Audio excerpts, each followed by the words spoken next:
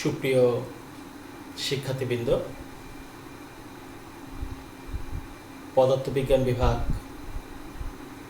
সরকারি রাজেন্দ্র কলেজ আয়োজিত অনলাইন ক্লাসে তোমাদের স্বাগতম। আজকে আমি অনার্স তৃতীয় বর্ষ শিক্ষার্থীদের জন্য ইলেকট্রনিক্স ক্লাস নেব। প্রিয় শিক্ষার্থীবৃন্দ, তোমাদের কলেজে ইলেকট্রনিক্স প্রথম অধ্যায়টা শেষ হয়েছিল, আমার যতদূর মনে পড়ে প্রথম অধ্যায়টা শেষ হয়েছিল। প্রথম অধ্যায়টা ছিল হচ্ছে হিস্টোরি অফ ইলেকট্রনিক্স, এটা শেষ হয়েছিল। তা আজকে আমি যেটা আলোচনা করব সেটা হচ্ছে সেমিকন্ডাক্টর ডায়োড।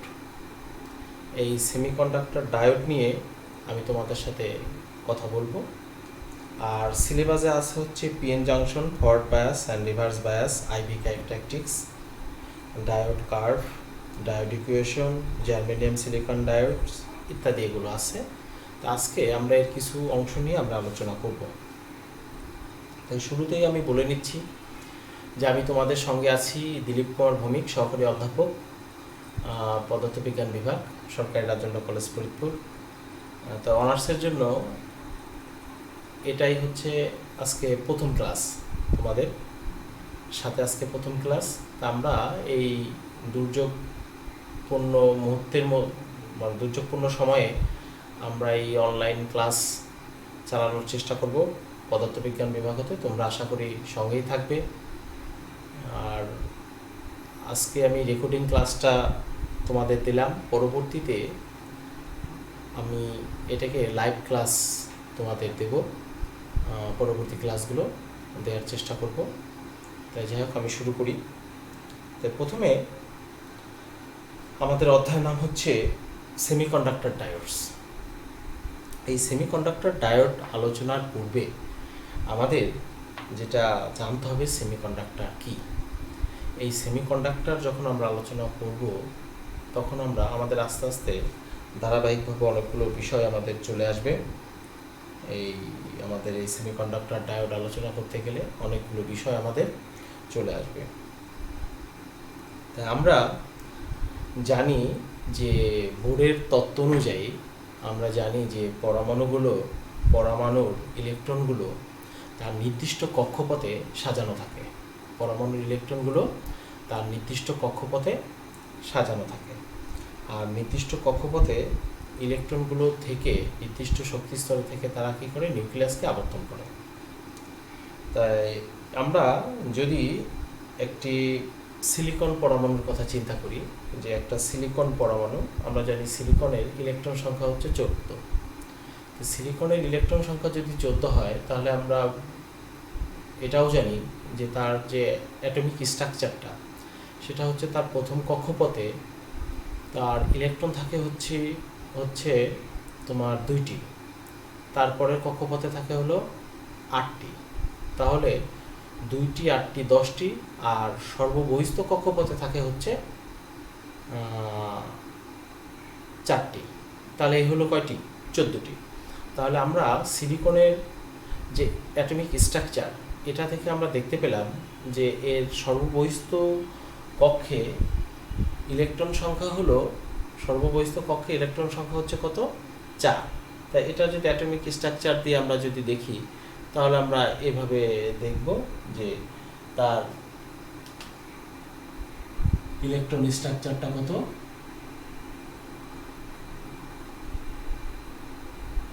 এটা যদি নিউক্লিয়াস হয়, তাহলে এর প্রথম কক্ষপথে থাকবে কয়টি ইলেকট্রন? প্রথম কক্ষপথে থাকবে সিলিকনের 2টি ইলেকট্রন। তারপরের কক্ষপথে কয়টি ইলেকট্রন থাকবে? তারপরের কক্ষপথে থাকবে হচ্ছে 8টি ইলেকট্রন।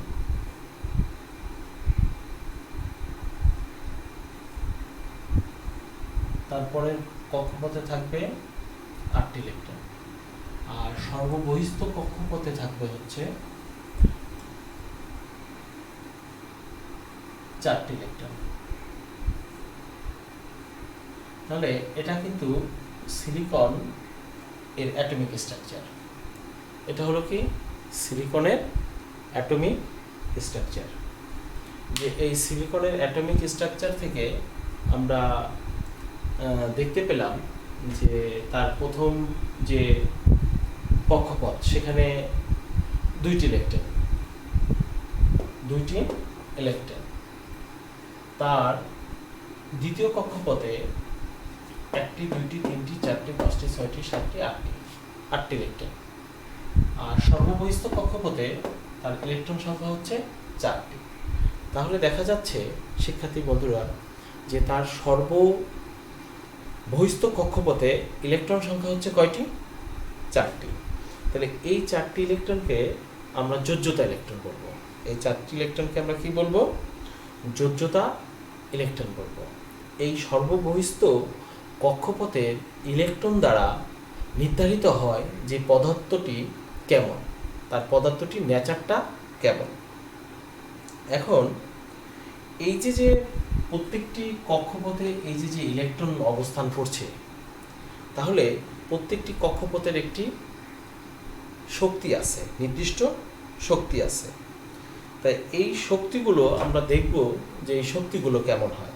তাই আমরা এই নিউক্লিয়াসের বাইরে বিভিন্ন এই কক্ষপথগুলোকে আমরা কি বলবো? আমরা বিভিন্ন অরবিট বলে অভিহিত করব। কি বলে অভিহিত করব? অরবিট বলে অভিহিত করব। যেমন এটা হচ্ছে নিউক্লিয়াস, তাহলে এই হচ্ছে নিউক্লিয়াস।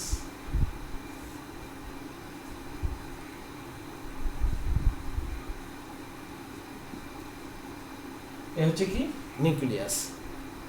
তাহলে এটা নিউক্লিয়াস হলে এই নিউক্লিয়াস থেকে প্রথম যে কক্ষপথটা, এটাকে আমি বলবো প্রথম অরবিট।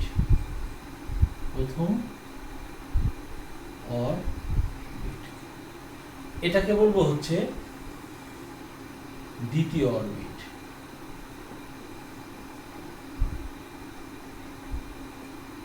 এটাকে বলবো হচ্ছে তৃতীয় অরবিট।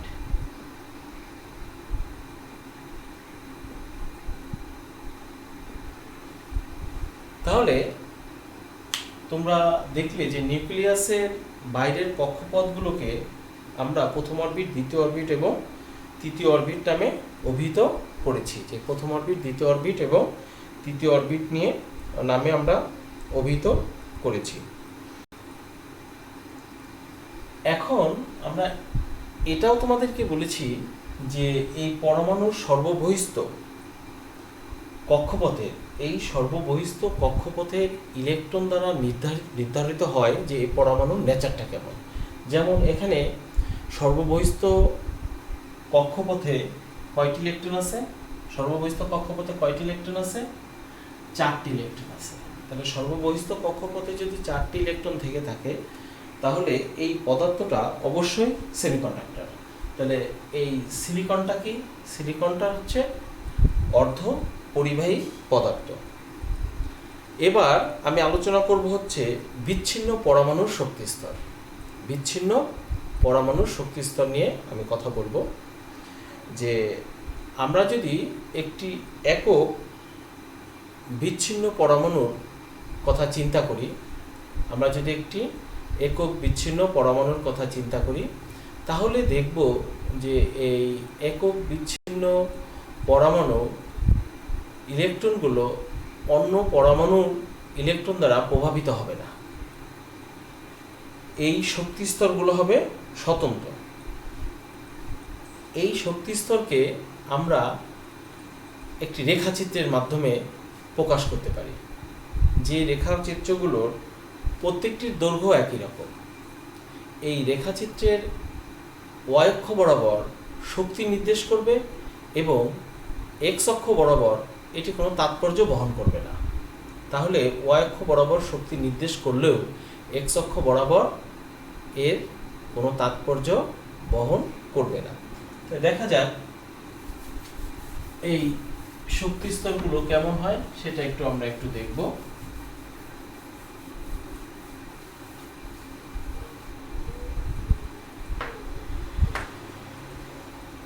তাই আমরা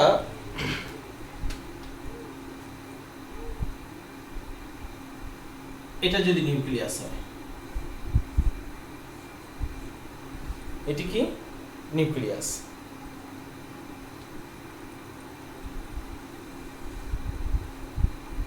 এই কক্ষপথ হতে R1, এই নিউক্লিয়াসের কেন্দ্র হতে R1 দূরত্বে প্রথম কক্ষপথ,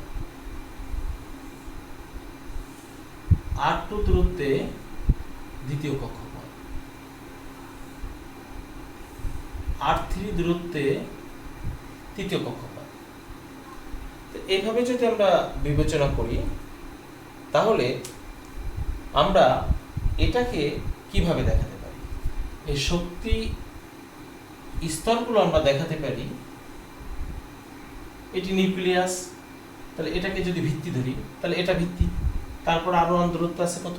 প্রথম কক্ষপথ, তাহলে এটাকে প্রথম কক্ষপথের জন্য শক্তি হলো প্রথম শক্তি স্তর, দ্বিতীয় কক্ষপথের জন্য কত? দ্বিতীয় শক্তি স্তর, আর তৃতীয় কক্ষপথের জন্য কত? তৃতীয় শক্তি স্তর। তো এভাবে নিউক্লিয়াসের পরবর্তী যে কক্ষপথগুলো, এই কক্ষপথগুলোর শক্তি স্তরকে আমরা এভাবে দেখাতে পারি। তাহলে এটা ছিল কত? কেন্দ্র হতে R1 দূরত্বে, এটা R2, এটা R3, এভাবে কিন্তু আমরা দেখাতে পারি। তাহলে আমরা এই চিত্রটাকে এভাবে দেখাতে পারি, এই তাই এখানে R1 দূরত্বে আছে শক্তি স্তর। তা আমরা যদি একক বিচ্ছিন্ন পরমাণুর কথা বিবেচনা করি তাহলে সেখানে বিবেচনা করব যে এই যে স্তরগুলো, এগুলো হচ্ছে এনার্জি স্তর। আর যদি আমরা বিচ্ছিন্ন পরমাণু চিন্তা না করি তাহলে এই শক্তি স্তরগুলোই আমরা বিবেচনা করব শক্তি ব্যান্ড হিসেবে। তো শক্তি ব্যান্ডটা কেমন সেটা আমি একটু বলবো। এটা বহু পরমাণুর ক্ষেত্রে আমরা এটা চিন্তা করব যে যদি পরমাণুগুলো বিচ্ছিন্ন না হয়, বিচ্ছিন্ন হলে আমরা চিন্তা করব শক্তি স্তর, আর যদি বিচ্ছিন্ন না হয় তাহলে আমরা এটা চিন্তা করব শক্তি ব্যান্ড হিসেবে। তাই এখানে প্রথম শক্তি স্তরের জায়গা হবে প্রথম শক্তি ব্যান্ড, প্রথম শক্তি ব্যান্ড R1 দূরত্বে, দ্বিতীয় শক্তি ব্যান্ড R2 দূরত্বে, তৃতীয় শক্তি ব্যান্ড R3 দূরত্বে। তাহলে এগুলো কিন্তু শক্তি, এগুলো হচ্ছে কি? সব হচ্ছে শক্তি। তাহলে এটা হচ্ছে শক্তি। তাহলে আমরা একক বিচ্ছিন্ন পরমাণুর ক্ষেত্রে শক্তি স্তর বিবেচনা করলেও বহু পরমাণুর ক্ষেত্রে যে পরমাণুগুলো বিচ্ছিন্ন না, যেমন কঠিন পদার্থের ক্ষেত্রে যে পরমাণুগুলো কম্প্যাক্ট অবস্থায় থাকে তার ক্ষেত্রে কিন্তু আমরা এটাকে বিবেচনা করব শক্তি ব্যান্ড হিসেবে। তাহলে এটাকে আমরা প্রথম ব্যান্ড, এটা হচ্ছে দ্বিতীয় ব্যান্ড, এটা হলো তৃতীয় ব্যান্ড, এইভাবে আমরা বিবেচনা করতে পারব। তাহলে প্রিয় শিক্ষার্থীবৃন্দ, আমরা এখানে পেলাম যে পরমাণুর কক্ষপথে যে কক্ষপথগুলো, নির্দিষ্ট কক্ষপথগুলো, এগুলো এক একটা শক্তি স্তর এবং শক্তি ব্যান্ড হিসেবে আমরা বিবেচনা করতে পারি। তবে যদি আমাদের একক বিচ্ছিন্ন পরমাণু হয় তাহলে এটা আমরা বিবেচনা করব শক্তি স্তর হিসেবে। আর যদি এটা আমাদের যদি বিচ্ছিন্ন পরমাণু না হয় তাহলে এটাকে আমরা করব শক্তি ব্যান্ড হিসেবে। এই শক্তি ব্যান্ড হিসেবে এই পরমাণুর ইলেকট্রনগুলো অন্য পরমাণুর ইলেকট্রন দ্বারা প্রভাবিত হয়। প্রভাবিত হওয়ার কারণে এগুলো কাছাকাছি অনেকগুলো শক্তি একত্রে থাকে। অনেকগুলো শক্তি যখন একত্রে থাকে তখন সেই শক্তি স্তরগুলোকে বলা হয় শক্তি ব্যান্ড। তবে এই শক্তি ব্যান্ডগুলো, এর যে আমাদের যে শক্তি ব্যান্ডগুলো আছে, দেখা যায় যে এই শক্তি ব্যান্ডগুলো, যে এই শক্তি ব্যান্ডের একটা ব্যান্ডের প্রান্ত থেকে শেষ অবধি পর্যন্ত প্রত্যেকটা জায়গার শক্তি প্রায় একই, প্রত্যেকটি জায়গায় শক্তি প্রায় একই। এটাকে অনেকগুলো সূক্ষ্ম শক্তি স্তর হিসেবে ধরা হয়। তা যাই হোক, এটা আমাদের গেল যে শক্তি স্তর, শক্তি ব্যান্ড। তাহলে আমাদের শক্তি স্তর কি, শক্তি ব্যান্ড কি, এটা আমরা জানতে পারলাম। তাহলে আমরা শক্তি স্তর আমরা বলবো যে একক বিচ্ছিন্ন পরমাণুর ক্ষেত্রে আমাদের যে এনার্জি লেভেল তাকে আমরা শক্তি স্তর বলবো।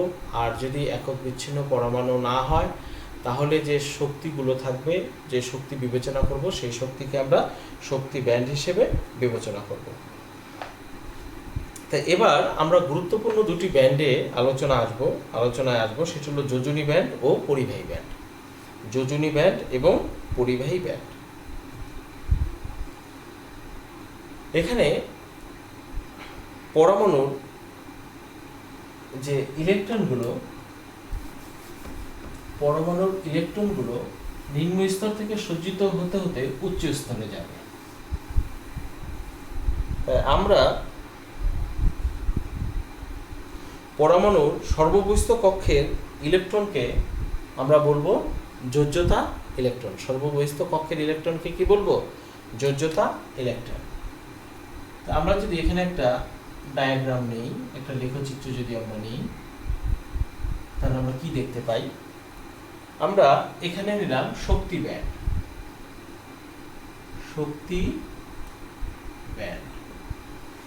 আর আমি আগেই বলেছি যে এক্স অক্ষ বরাবর আসলে ফাংশন অফ এক্স দূরত্ব প্রকাশ করে, এটি কোনো তাৎপর্য বহন করে না। তাহলে এর সর্ববহিস্থ যে ব্যান্ড সেটা হচ্ছে যোজ্যতা ব্যান্ড বা ভ্যালেন্স ব্যান্ড। ভ্যালেন্স ব্যান্ড বা যোজ্যতা ব্যান্ড। আর এই ভ্যালেন্স ব্যান্ডের ঠিক উপরে থাকবে হচ্ছে কন্ডাকশন ব্যান্ড। এই ভ্যালেন্স ব্যান্ডের উপরে ঠিক উপরে থাকবে কন্ডাকশন ব্যান্ড।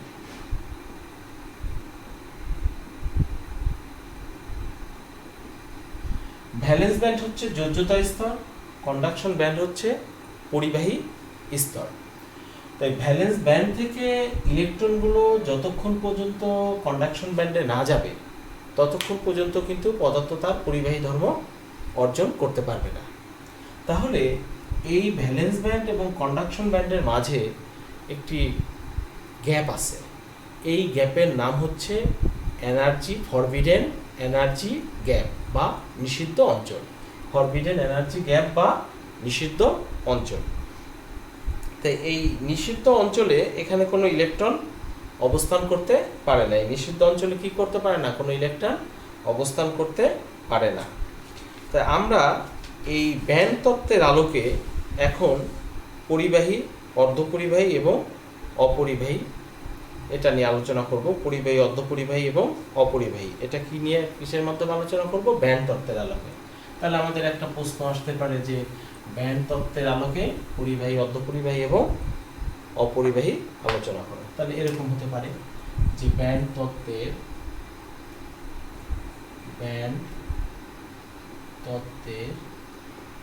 আলোকে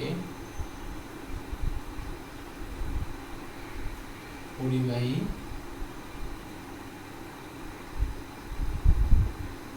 অর্ধপরিবাহী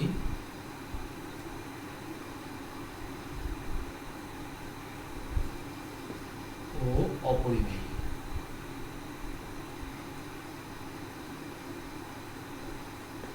ব্যান্ড তত্ত্বের আলোকে পরিবাহী, অর্ধপরিবাহী ও অপরিবাহী আলোচনা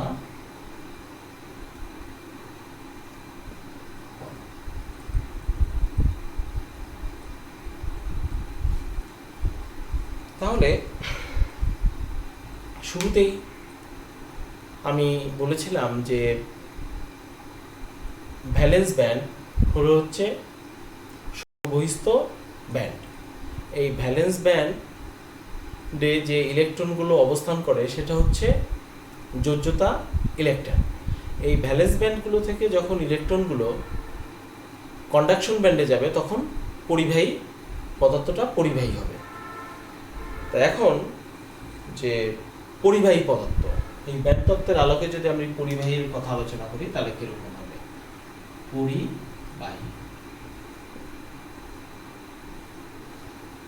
আর পরিবাহী পদার্থ হচ্ছে সেই সকল পদার্থ যে সকল পদার্থের মধ্য দিয়ে ইলেকট্রন সহজে চলাচল করতে পারে। পরিবাহী পদার্থ হচ্ছে সেই সকল পদার্থ যে সকল পদার্থের মধ্য দিয়ে ইলেকট্রন সহজে চলাচল করতে পারে, সেগুলো হচ্ছে কি পদার্থ? সেগুলো হচ্ছে পরিবাহী পদার্থ। তাই এখন দেখো যে আমরা যদি ব্যান্ড তত্ত্বের আলোকে পরিবাহী পদার্থের কথা বিবেচনা করি তাহলে আমরা কি পাবো? আমরা পাবো হচ্ছে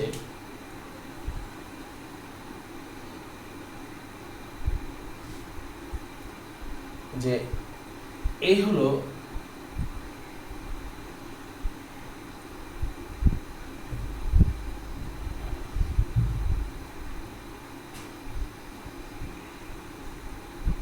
পরিবাহী ব্যান্ড, এ হলো যোজ্যতা ব্যান্ড, ভ্যালেন্স ব্যান্ড।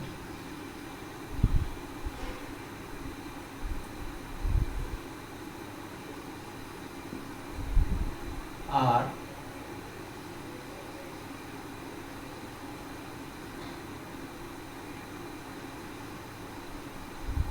এটা হলো পরিবাহী ব্যান্ড, পরিবাহী ব্যান্ড।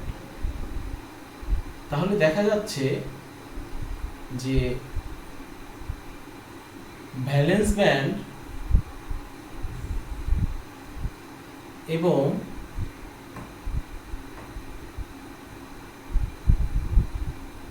কন্ডাকশন ব্যান্ড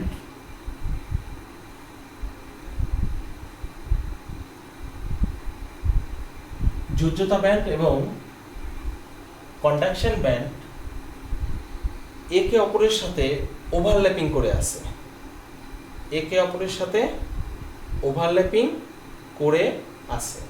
তাহলে এটি হলো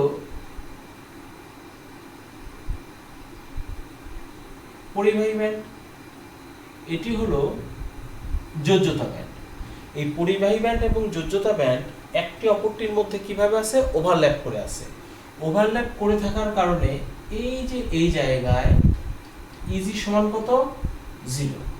অর্থাৎ নিষিদ্ধ যে স্তরটা আমি বলেছিলাম যে ভ্যালেন্স ব্যান্ড এবং কন্ডাকশন ব্যান্ডের মাঝে যে জায়গাটা থাকে সেই জায়গাটা হচ্ছে নিষিদ্ধ অঞ্চল বা শক্তি ফাঁক, এনার্জি গ্যাপ। এখানে কিন্তু ভ্যালেন্স ব্যান্ড এবং কন্ডাকশন ব্যান্ডের মাঝে কোনো নিষিদ্ধ অঞ্চল নেই। নিষিদ্ধ অঞ্চল নেই মানে কি? ভ্যালেন্স ব্যান্ড এবং কন্ডাকশন ব্যান্ড ওভারল্যাপ করে থাকার জন্য এর মধ্যে যে শক্তি, যে ইজির মান হচ্ছে 0। এই জন্য ভ্যালেন্স ব্যান্ড থেকে কন্ডাকশন ব্যান্ডে ইলেকট্রন যাওয়ার জন্য কোনো শক্তির প্রয়োজন হয় না। এটি স্বাভাবিকভাবেই ভ্যালেন্স ব্যান্ড থেকে কন্ডাকশন ব্যান্ডে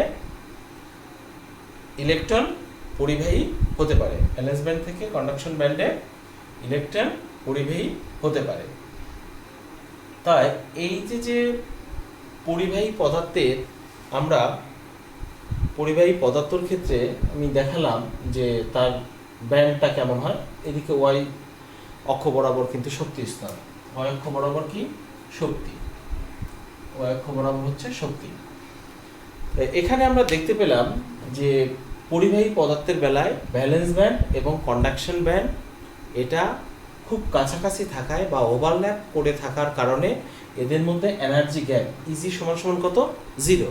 এই ইজি 0 হওয়ার কারণে ভ্যালেন্স ব্যান্ড থেকে কন্ডাকশন ব্যান্ডে ইলেকট্রন যাওয়ার জন্য কোনো শক্তির প্রয়োজন হয় না। এবার আমরা দেখব যে এই যে পরিবাহী পদার্থ, এই পরিবাহী পদার্থের বৈশিষ্ট্যগুলো কেমন, এই পরিবাহী পদার্থের বৈশিষ্ট্যগুলো কেমন। এখানে এই পরিবাহকের আপেক্ষিক রোধ হচ্ছে 10⁻⁻⁴ ওম মিটার। তাহলে 1 নম্বর কথা হচ্ছে, 1 নম্বর যে এর আপেক্ষিক রোধ, এর কত? আপেক্ষিক রোধ 10⁻⁻⁴ ওম মিটার। তাহলে পরিবাহী পদার্থের একটা ধর্ম পেলাম যে এর আপেক্ষিক রোধ কত 10⁻⁻4 ওম মিটার, 10⁻⁻4 কত ওম মিটার। আর এর এনার্জি গ্যাপ শক্তি ভাগ ইজি সমান সমান কত 0, অর্থাৎ ভ্যালেন্স ব্যান্ড এবং কন্ডাকশন ব্যান্ডের মধ্যে যে শক্তি ভাগ, এই শক্তি ভাগের মান হচ্ছে কত 0। আর এই যে এনার্জি গ্যাপ, এটা 0 হওয়ার অর্থ হলো ভ্যালেন্স ব্যান্ড থেকে কন্ডাকশন ব্যান্ডে, ভ্যালেন্স ব্যান্ড থেকে কন্ডাকশন ব্যান্ডে ইলেকট্রনগুলো কোনো প্রকার শক্তি ছাড়াই এটা প্রবাহিত হতে পারে। 3 নম্বর হচ্ছে যে বাহ্যিক কোনো শক্তি ছাড়াই, বাহ্যিক কোনো শক্তি ছাড়াই ইলেকট্রনগুলো ভ্যালেন্স ব্যান্ড হতে কন্ডাকশন ব্যান্ডে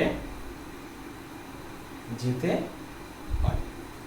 তাহলে প্রিয় শিক্ষার্থীবৃন্দ, তোমরা কিন্তু বুঝতে পারলে যে ব্যান্ড তত্ত্বের আলোকে পরিবাহী, অর্ধপরিবাহী ও অপরিবাহী পদার্থের ধর্ম আলোচনা করার জন্য আমরা যে এখানে শক্তি স্তরটা বিবেচনা করেছি, এখানে পরিবাহী এই পদার্থের ক্ষেত্রে এই শক্তি স্তর দেখানো হয়েছে। এখানে ভ্যালেন্স ব্যান্ড এবং কন্ডাকশন ব্যান্ড কিভাবে থাকে, পরস্পরের সাথে ওভারল্যাপ করে থাকে। আর পরিবাহী পদার্থের আপেক্ষিক রোধ কত 10⁻⁴ ওম মিটার। আর এটার যে ভ্যালেন্স ব্যান্ড এবং কন্ডাকশন ব্যান্ডের মধ্যে শক্তির পার্থক্য কত, ইজি সমান সমান কত, ইজি সমান সমান হচ্ছে 0। আর ইজি সমান সমান 0 হওয়ার কারণে বাহ্যিক কোনো শক্তির সাহায্য ছাড়াই ইলেকট্রনগুলো যোজনী ব্যান্ড হতে পরিবাহী ব্যান্ডে যেতে পারে। আর এই পরিবাহী পদার্থের উদাহরণগুলো তোমরা জানো যে তামা, লোহা, এগুলো হচ্ছে পরিবাহী পদার্থের উদাহরণ। এবার আমরা আসব যে অপরিবাহী পদার্থ। অপরিবাহী পদার্থের বেলায় এটা কেমন, আমরা পরিবাহী পদার্থের বেলায় দেখলাম, এবার আমরা অপরিবাহী পদার্থের বেলায় এটা আমরা দেখব।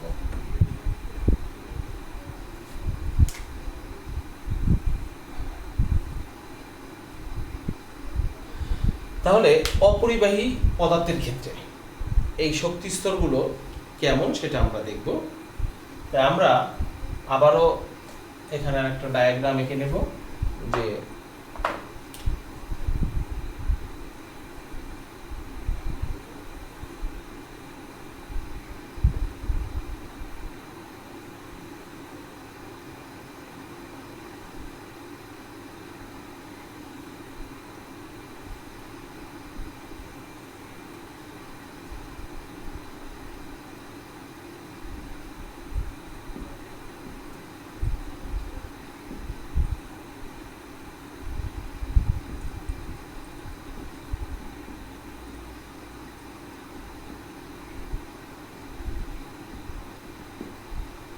তাহলে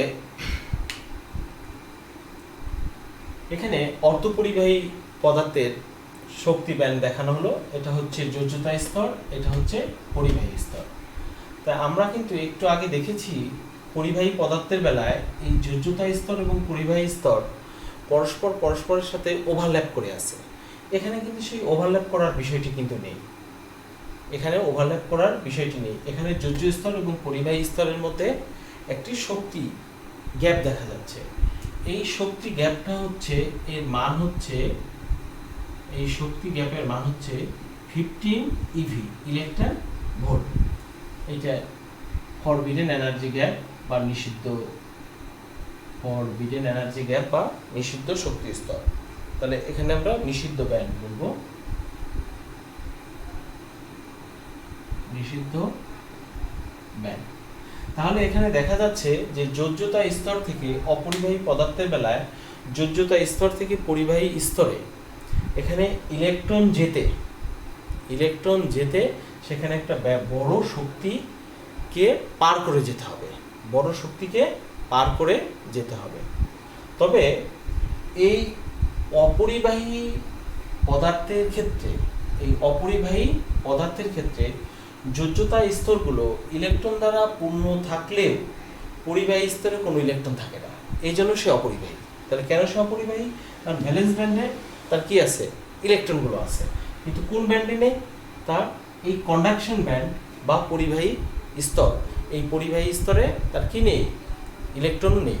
এই পরিবাহী স্তরে ইলেকট্রন না থাকার কারণে, পরিবাহী স্তরে ইলেকট্রন না থাকার কারণে এই যোজ্যতা স্তর থেকে এই পরিবাহী স্তরে ইলেকট্রন যেতে পারে না, বিধায় সে কি?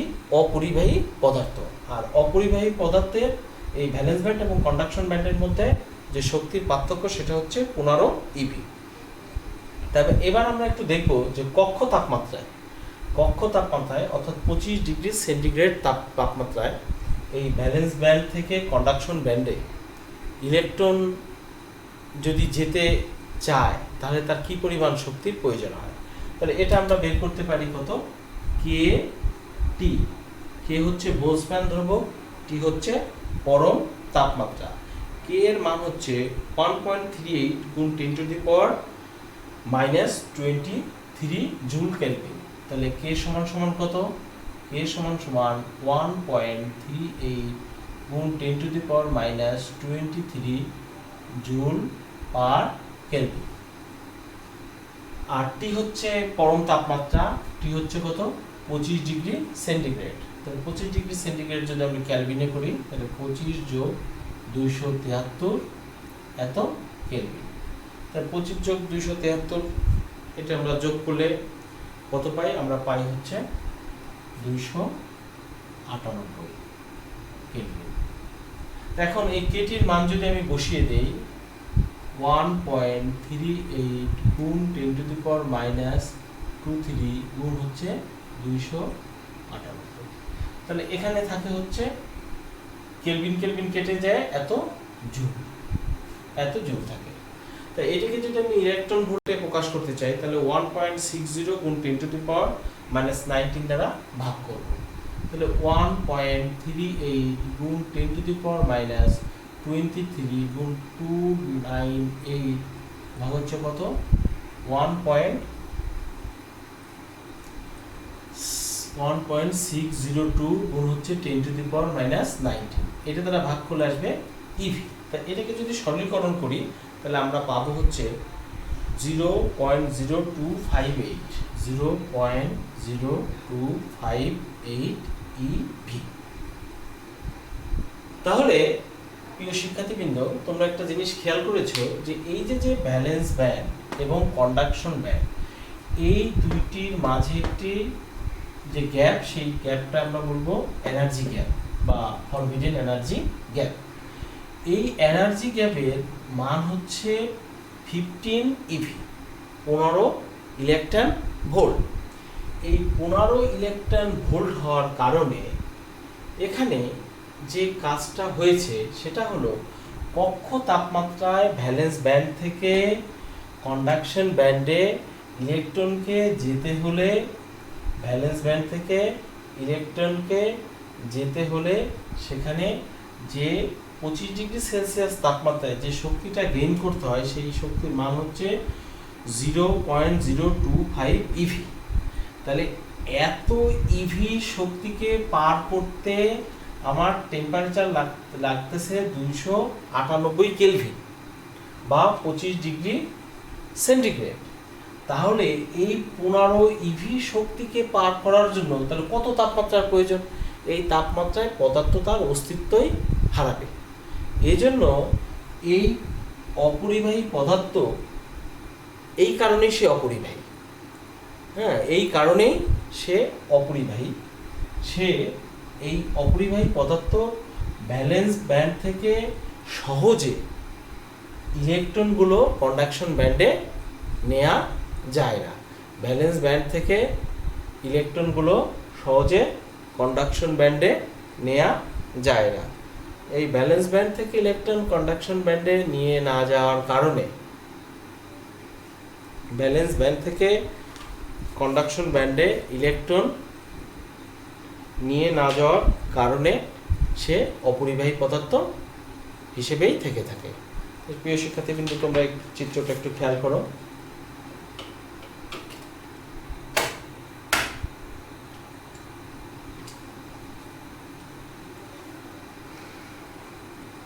তাহলে অপরিবাহী পদার্থের ক্ষেত্রে আমরা দেখলাম যে ভ্যালেন্স ব্যান্ড এবং কন্ডাকশন ব্যান্ডের মধ্যে হচ্ছে যে শক্তি ভাগ, সেই শক্তি ভাগের মান হচ্ছে 15 ইভি বা 15 ইভি। এই কিন্তু যে কক্ষ তাপমাত্রায় 0.0258 ইভি গেইন করতেই আমার কক্ষ তাপমাত্রার বা 25 ডিগ্রি সেন্টিগ্রেড তাপমাত্রার প্রয়োজন হয়ে পড়ে। তাহলে 15 ইভি ব্যয় করার জন্য 15 ইভি ওভারকাম করার জন্য একটা বড় টেম্পারেচার লাগে ভ্যালেন্স ব্যান্ড থেকে কন্ডাকশন ব্যান্ডে ইলেকট্রন পাঠানোর জন্য। এই কারণেই এই পদার্থগুলো অপরিবাহী পদার্থ হিসেবে থাকে। এবার আমরা আসবো হচ্ছে অর্ধপরিবাহী। অর্ধপরিবাহী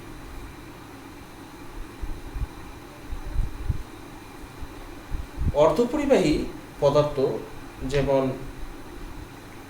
কিছু কিছু পদার্থ আছে, যেমন জার্মেনিয়াম, সিলিকন, কার্বন, এর মতো কিছু পদার্থ আছে যা কপারের মতো সুপরিবাহী নয়, আবার কাচের মতো অন্তরক নয়।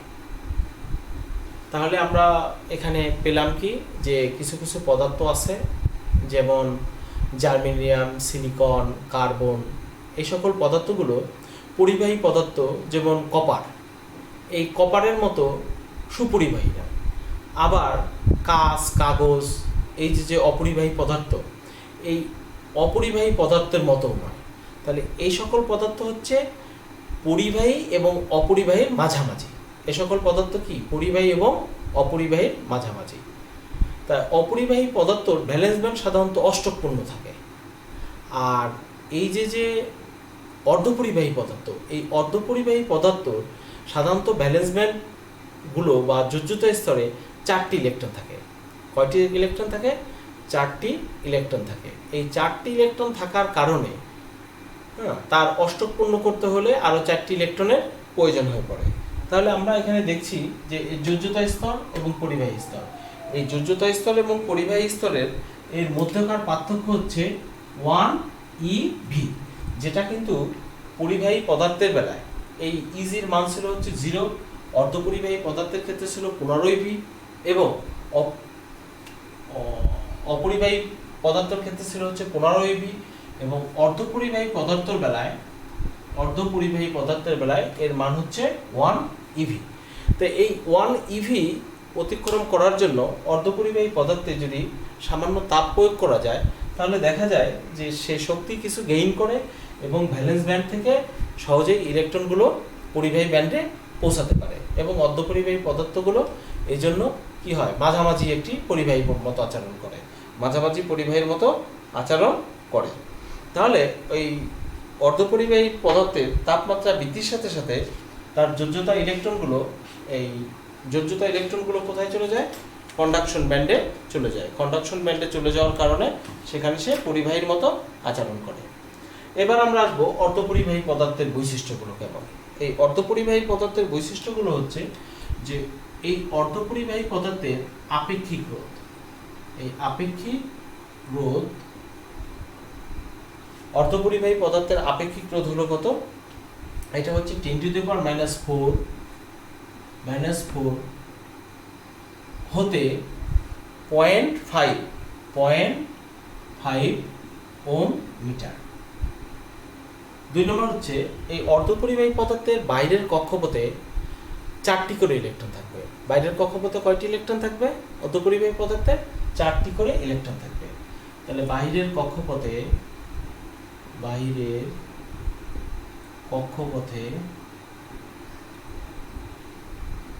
ইলেকট্রনের সংখ্যা 4টি। 3 নম্বর দেখলাম যে এই ভ্যালেন্স ব্যান্ড এবং কন্ডাকশন ব্যান্ডের মধ্যে শক্তির গ্যাপ হচ্ছে 1 ইভি। অর্থাৎ যে যদি অর্ধপরিবাহী পদার্থে তাপ দেওয়া যায়, তাহলে ভ্যালেন্স ব্যান্ড থেকে ইলেকট্রনগুলো কন্ডাকশন ব্যান্ডে চলে আসে। এজন্য খুব তাপমাত্রা যদি আমরা প্রয়োগ করি, তাহলে অর্ধপরিবাহী পদার্থে রোধকত্ব কমে যায়, পরিবাহকত্ব বেড়ে যায়। তাহলে তাপমাত্রা বৃদ্ধির সাথে সাথে তার পরিবাহকত্ব বৃদ্ধি পায়। তাপমাত্রা বৃদ্ধির সাথে সাথে পরিবাহকত্ব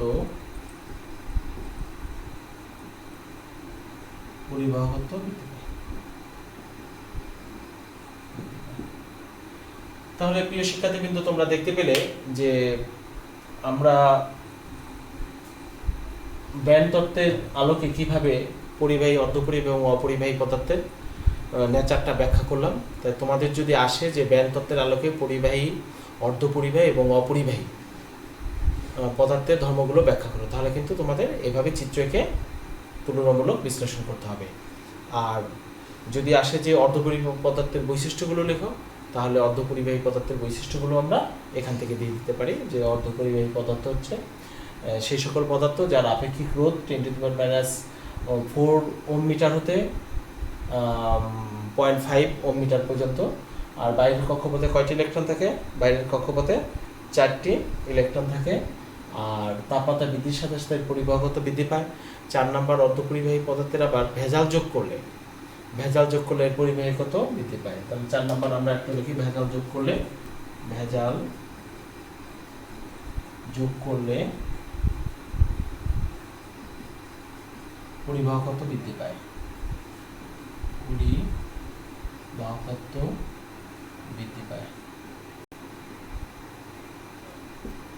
ভেজাল যোগ করলে পরিবাহকত্ব বৃদ্ধি পায়। আর অর্ধপরিবাহী পদার্থ এটা কেলাস আকৃতির হয়ে থাকে। তাহলে আমরা এই অর্ধপরিবাহী পদার্থ আমরা পেয়ে গেলাম। এই অর্ধপরিবাহী পদার্থের মধ্যে রয়েছে জার্মেনিয়াম, সিলিকন, কার্বন। তাই আমরা সাধারণত এটি বেশি ব্যবহার করা হয় জার্মেনিয়াম, সিলিকনকে। সিলিকনের ব্যবহারটা সবচেয়ে বেশি। এই জার্মেনিয়াম এবং সিলিকন অর্ধপরিবাহী হিসেবে ব্যবহার করা হয়। তাই প্রিয় শিক্ষার্থীবৃন্দ, আমরা আজকে এই পর্যন্তই দেখব। আমরা সামনের ক্লাসে আমরা এই পিএন জাংশন নিয়ে আলোচনা করব। আজকে আমরা এই পর্যন্তই দেখব। আর ততক্ষণ পর্যন্ত তোমরা ভালো থাকবে, সুস্থ থাকবে। তোমাদের সকলকে ধন্যবাদ।